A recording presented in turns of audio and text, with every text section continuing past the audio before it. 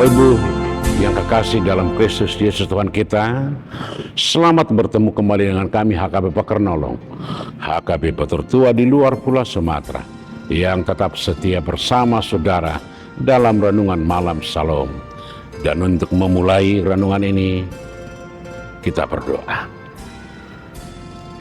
Bapa di surga, di malam hari ini kami datang ke hadirat-Mu untuk membuka hati dan pikiran kami, kehidupan kami, untuk mensyukuri segala pemberian-Mu sepanjang hari ini, dan secara khusus ingin bersama-sama dengan Engkau di dalam firman-Mu.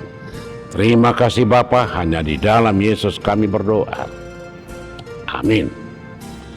Saudara-saudara yang kekasih, firman Tuhan untuk kita hari ini Sabtu 14 Februari 2026, sebagaimana ditetapkan HKBP, kita ambil dari Injil Matius pasal yang ke-9 ayat 27 hingga ayat yang ke-31, dan yang menjadi pembimbing ayat 27 demikian firman Tuhan.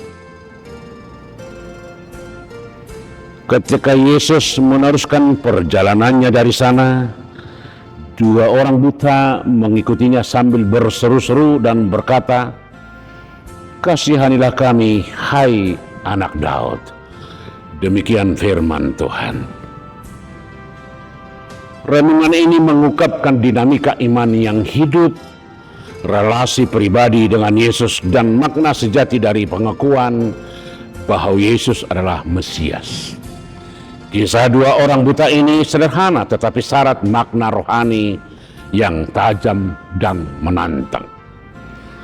Dua orang buta mengikuti Yesus sambil berseru, "Kasihanilah kami, hai anak Daud." Seruan ini penting. Mereka bukan hanya meminta kesembuhan, tetapi menyebut Yesus sebagai anak Daud, sebuah gelar mesianik. Di tengah keterbatasan fisik mereka, justru mata rohani mereka terbuka. Mereka melihat siapa Yesus sebenarnya. Sementara banyak orang yang dapat melihat secara fisik gagal mengenali identitasnya. Ini menunjukkan bahwa iman sejati tidak bergantung pada penglihatan lahiriah, melainkan pada pengenalan akan siapa Yesus. Yesus tidak langsung menyembuhkan mereka di jalan. Ia membiarkan mereka mengikutinya sampai masuk ke dalam rumah. Penundaan ini bukan berarti penolakan, melainkan ujian iman. Yesus akan memberi ruang agar iman mereka dinyatakan dengan jelas, bukan sekedar dorongan emosional sesaat. Ketika Yesus bertanya, "Percayakah kamu bahwa aku dapat melakukannya?"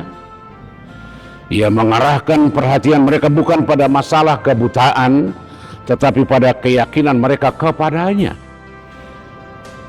Jawaban mereka sangat singkat dan tegas, "Ya Tuhan." Iman mereka sederhana tetapi pasti. Yesus selalu berkata, "Jadilah kepadamu menurut iman."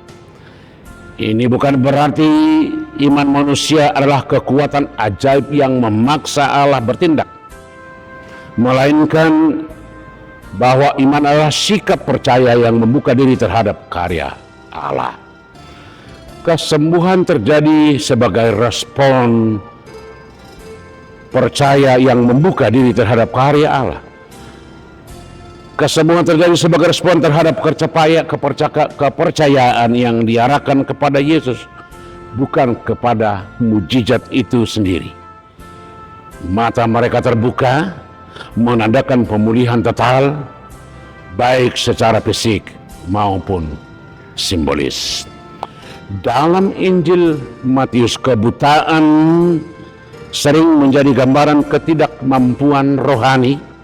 Karena itu kesembuhan ini juga menunjuk pada terang kerajaan Allah yang menyingkapkan kebenaran.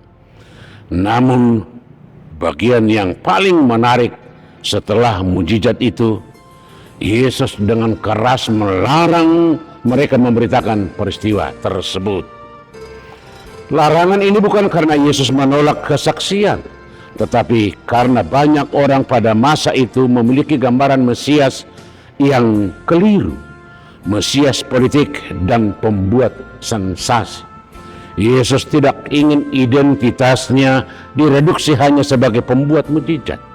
Ia ingin dikenal melalui salib, bukan sekadar melalui kuasa ajaib.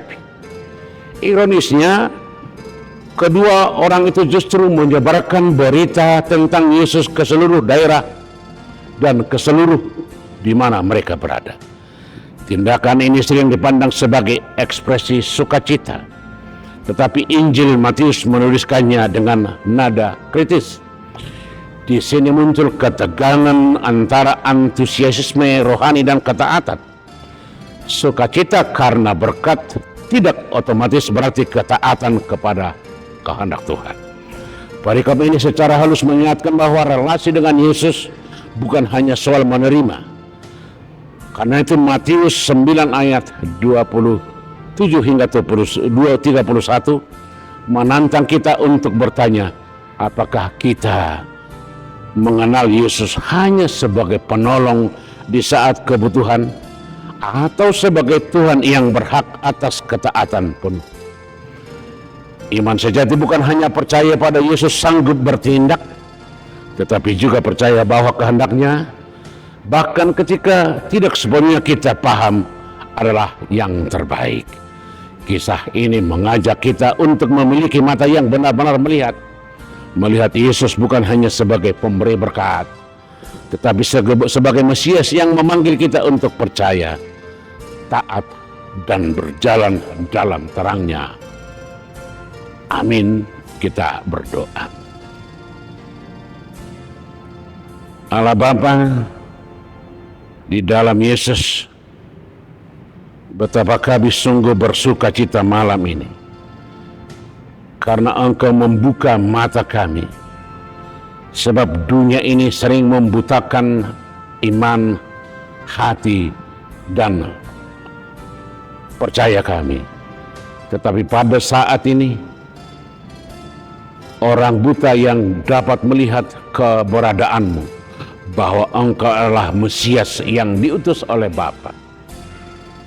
Biarlah Roh-Mu mengajar kami, menguatkan kami, untuk seperti orang-orang buta ini, mengakui Engkau, bahwalah Engkau Mesias, Juru Selamat. Terpuji Engkau Bapa, di dalam Yesus kami berdoa. Amin. Anugerah Tuhan kita Yesus Kristus, kasih setia Allah Bapa, dan persekutuan dengan Roh Kudus kiranya menyertai saudara-saudara sekalian. Amin.